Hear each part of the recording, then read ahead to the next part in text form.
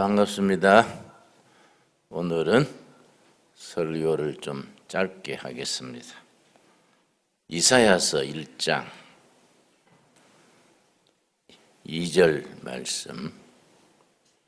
성경 66권이 다 소중하지만은 66권 중에서도 구약의 이사야서, 신약의 로마서를 나는 특별히 좋아합니다.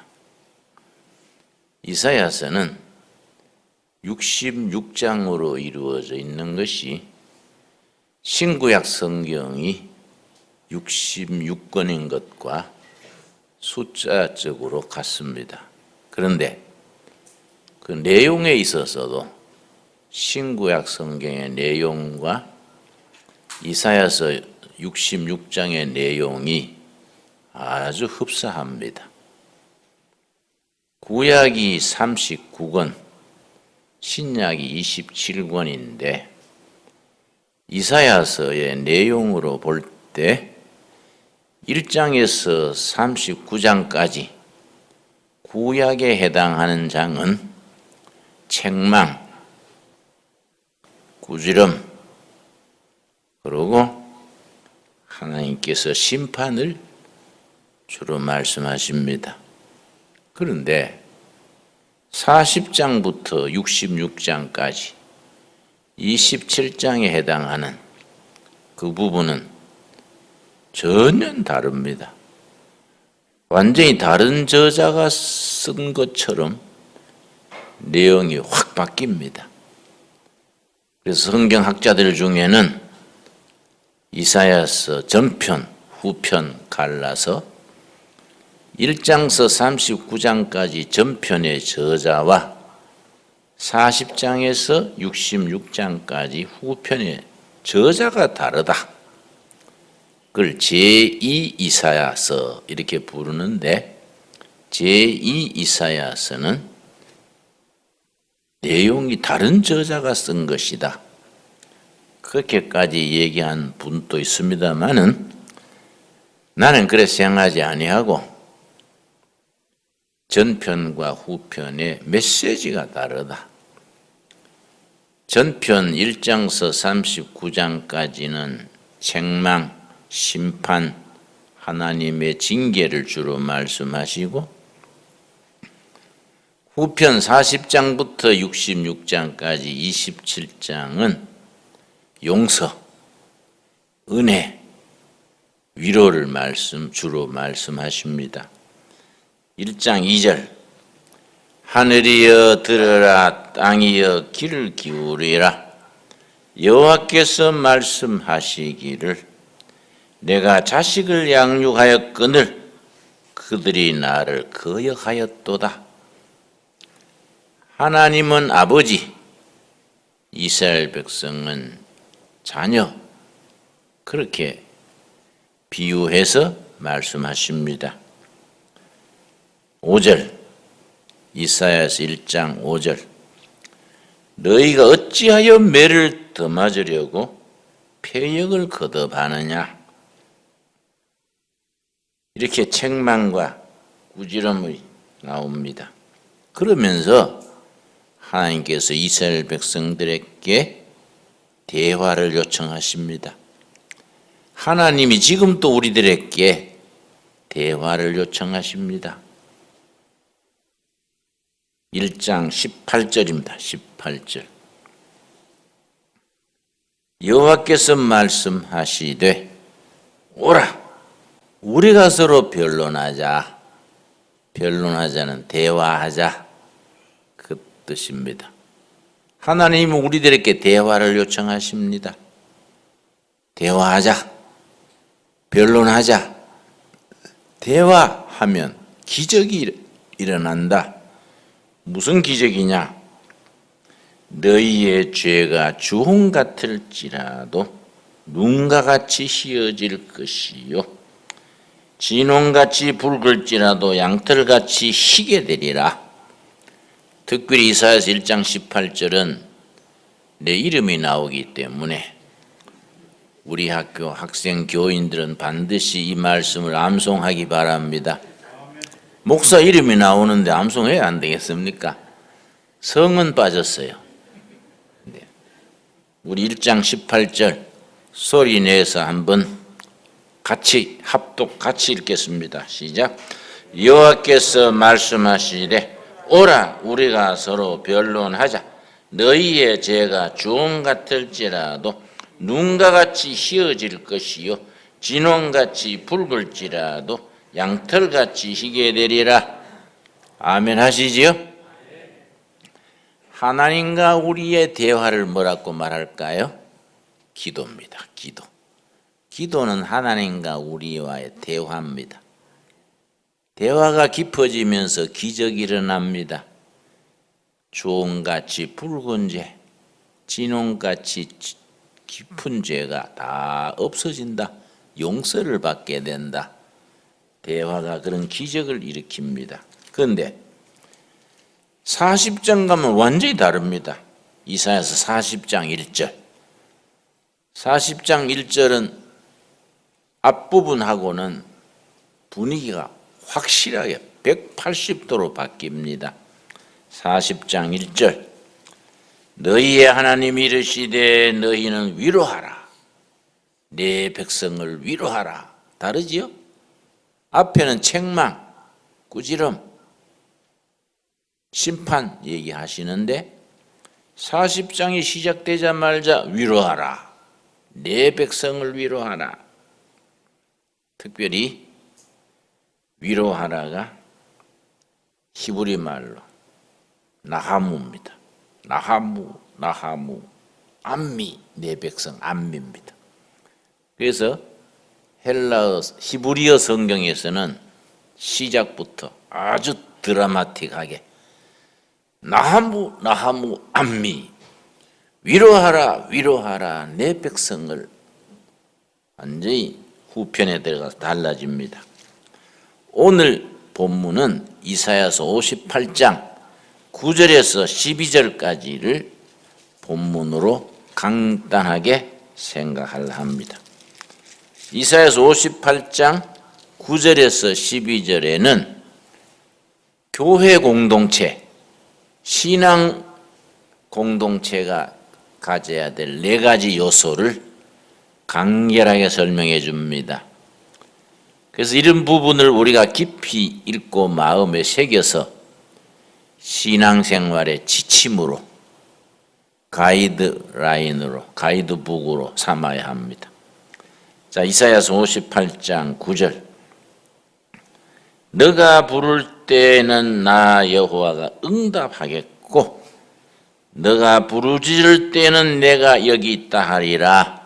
기도입니다. 기도. 간절히 뜨겁게 부르짖어 기도하면 내가 응답한다. 하나님은 우리가 간절하게 뜨겁게 부르짖기를 기다리십니다. 기도하기를 기다리십니다. 우리가 하늘 아버지께 뜨겁게 열심히 기도하기를 하나님이 지금 또 기다리고 계십니다. 그러면 응답하신다. 자, 기도하는 공동체, 부르짖는 신앙, 9절입니다. 두 번째 10절. 이사야서 58장 10절. 줄인 자에게 너 심정이 동하며 괴로워하는 자의 심정을 만족하게 하면 너 빛이 흑암 중에서 떠올라 너 어둠이 낮과 같이 될 것이며 봉사, 구제, 사랑을 베푸는, 어려움에 처한 이웃을 배려하고 베풀고 나누는 공동체입니다.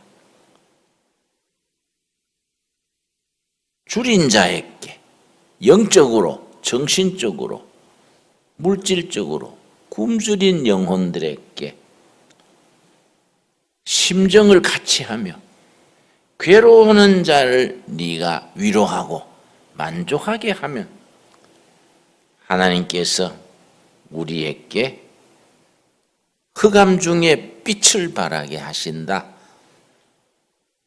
베풀고 구제하는 공동체, 나눔 공동체입니다. 셋째, 11절. 11절이 아주 우리 둘의 국제학교, 둘의 수도원, 둘의 교회 가족들은 이사야서 58장 11절에 말하는 그런 공동체가 돼야 합니다. 11절, 여호와가 너를 항상 인도하여 메마른 곳에서도 너 영혼을 만족하게 하면 너 뼈를 견고하게 하리니 너는 물된 동상 같겠고 물이 끊어지지 아니하는 샘 같을 것이라. 물된 동산 같은 학교, 물이 끊어지지 않는 샘 같은 교회, 그런 신앙생활을 일러줍니다. 우리가 학교, 기숙사, 교실, 수도원, 이 마을이 물된 동산 같은 그런 은혜로운 분위기, 물이 마르지 않는 샘 같은 그런 영적으로 지하수가 계속 솟아오르듯이 은혜가 우리 공동체 안에 각자의 심령 속에 은혜가 늘 샘솟아오르기를 바랍니다. 그렇게 서로 위해서 중복기도 하고 위로하고 격려하고 그렇게 해서 물된 동산 같은 교실, 기숙사를 이루고 물이 마르지 않는 샘 같은 그런 우리 교회, 그런 수도원을 같이 이루어 나갈 수 있기 바랍니다. 하나님이 그걸 원하시고 기뻐하시고 축복하십니다. 끝으로 12절 결론입니다. 결론. 12절이 중요합니다. 저는 신학교 학생 때부터 이사야서 58장 12절을 아주 좋아해서 한글로 영어로 다 써서 신학교 기숙사 책상에 붙여두고 암송하곤 했습니다. 아주 중요합니다. 12절 너게서 날 자들이, 너가 누굽니까? 크게 보면 한국교회, 적게 보면은 둘의 국제학교, 둘의 교회에서 길러낼 성도들, 학생들, 졸업생들이 그 말입니다. 너게서 날 자들이, 특별히 우리 둘의 국제학교 학생들과 수요일마다 같이 예배 드리는데 우리 교회, 우리 학교는 높은 이상, 높은 목표가 있습니다. 하나님의 사람, 하나님의 사람, 결의 사람, 섬기는 사람들을 길러내자. 그게 우리 목표입니다. 그래서 여러분이 여기서 인격을 닦고 실력을 기르고 체력을 기르고 영성의 기초를 탄탄히 해서 가문의 자랑이 되고 교회 일꾼이 되고 교회와 세계를 섬기는 사람으로 자라자. 그런 높은 이상을 가지고 있습니다. 너게서 날짜들이 오래 황폐된 곳들을 다시 세울 것이며 이 나라의 교육, 정치, 도덕, 민심이 황폐해져 있습니다. 과학은 발달하고 문명은 편리해지는데 민심은 점점 삭막해집니다. 우울증이 많아지고 신경쇠약이 많아지고 자살이 많아집니다. 우리나라는 그래서 자살공화국이란 불명예스러운 별명이 있습니다. 2년 전에 우리나라 자살한 1년치가 15,600명. 지난해도 통계가 매일 43명이 자살합니다. 이제는 신문에 보도도 안 돼요. 특별히 중고등학생 자살이 많습니다. 왜냐? 마음이 황폐해지고 메말라지고 삶의 보람이 없어지니까 서로 간의 따뜻한 대화, 격려, 위로, 이사야서 40장 1절처럼 위로하라, 위로하라. 내 백성을 위로하라. 격려해주라. 이런 분위기가 없어지니까 외로워서 자살하고 실패해서 자살하고 뭐 시장도 자살하고 전직 대통령도 자살하고 국회의원도 자살하고. 여러분, 괴테가 쓴 베르테르의 슬픔이라는 소설을 아십니까? 젊은 베르테르의 슬픔. 그래서 심리학에서 무슨 용어가 있느냐 하면은 베르테르 효과. 베르테르 효과. 베르테르의 주인공이 나중 자살로 끝납니다. 그 책이 나온 뒤에, 괴테가 그 책을 낸 뒤에 독일, 덴마크, 유럽에 자살하는 숫자가 부쩍 늘어났습니다. 그래서 그걸 베르테르 효과 그래요.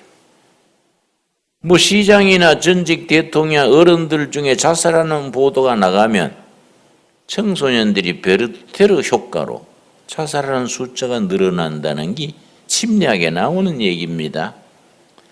크리스찬들은 그런 세상 흐름에서 초월해야 합니다. 영적으로 말하면 사람을 죽이는 것만 살인죄가 아닙니다. 자기 생명도 주인은 자기가 아닙니다. 하나님이 주인이기 때문에 자기 생명도 자기가 끊어 자살하면 영적으로는 살인죄입니다. 여러분 이해하십니까? 그걸 마음에 새겨야 돼요. 내 생명도 내가 주인이 아닙니다. 누가 주인이지요? 하나님이 내 생명의 주인입니다. 그래서 다른 사람을 죽이는 것만 살인죄가 아닙니다. 자기 생명도 자기가 임의로 끊으면 그건 살인죄를 영적으로. 그러니까 우리 크리스찬들은 그건 있을 수 없는 일이지요. 민심이 황폐해진 것들을 한국 교회가, 둘의 학교가, 둘의 교회가 길러내는 하나님의 사람들이 다시 세울 것이고, 그 다음 역대에 파괴된 기초를 쌓게 하리라. 역대는 영어 성경에는 아주 구체적으로 역대를 설명하기 쓰기를 from generation to generation, generation이 세대입니다. 세대. from generation, 세대로부터 to generation, 세대를 걸쳐서. 그래서 한 세대, 한 제너레이션을 서양 역사에서는 30년이 한 제너레이션입니다. 한 세대입니다. 동양 역사학에서는 25년이 한 세대입니다. 성경에서는 한 세대가 몇 년일까요? 40년입니다. 40년. 그래서 모세가 40년간 지도자로 있고 요수아가 40년간 사역을 하고, 그 40년이 기준이 한 세대입니다.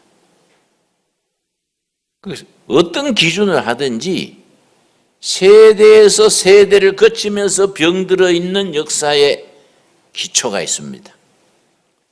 그 병들어 있고 허물어져 가는 기초를 누가 샀느냐?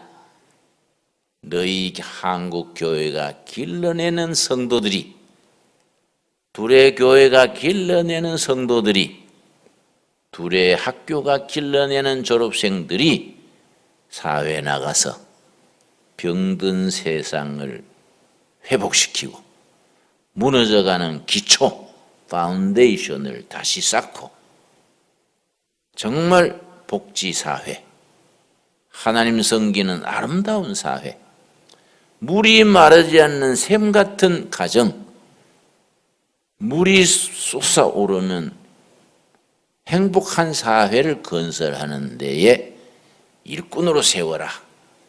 참 소중한 말씀이지요. 우리에게 주시는 미션, 사명입니다. 사명. 자, 이사야서 58장 12절 앞부분 읽고 내가 말씀을 마치겠습니다. 넉에서 날짜들이, 그 너가 누구라고 말씀드렸지요?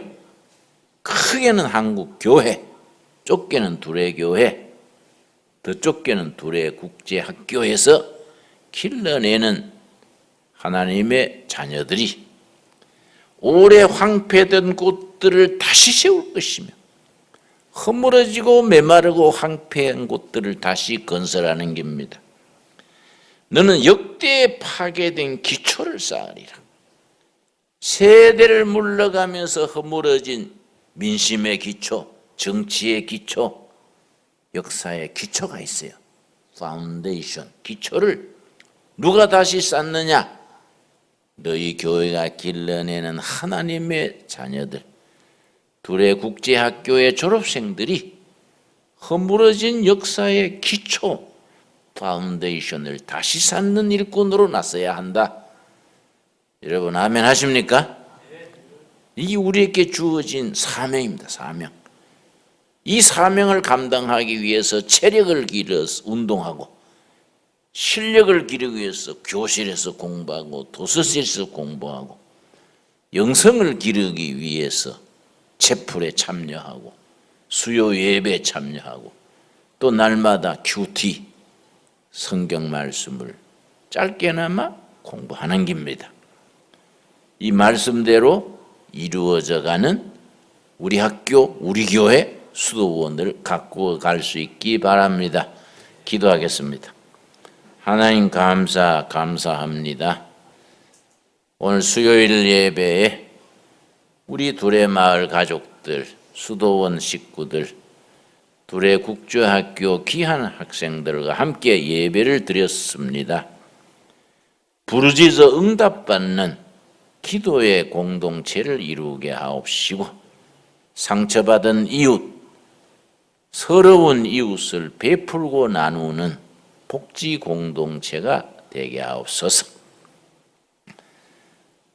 물된 동산 같은 우리 캠퍼스, 물이 끊어지지 않는 샘 같은 교회, 둘의 마을을 같이 세워가게 하여 주시옵시고 대를 물리며 허물어져 오는 역사의 기초, 정치, 경제, 문화, 민심의 기초 파운데이션을 하나님의 말씀으로 무장된 우리 둘의 자녀들이 기초부터 다시 쌓아가게 하여 주시옵소서.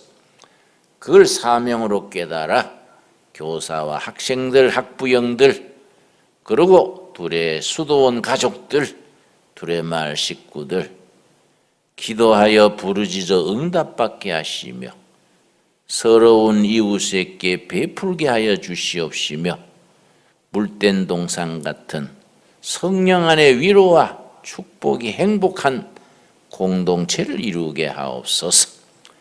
그리하여 허물어져가는 기초를 다시 쌓는 복음의 일꾼들로 세워 주시옵소서. 예수님 이름 받들어 기도드려 싸움나이다. 아멘.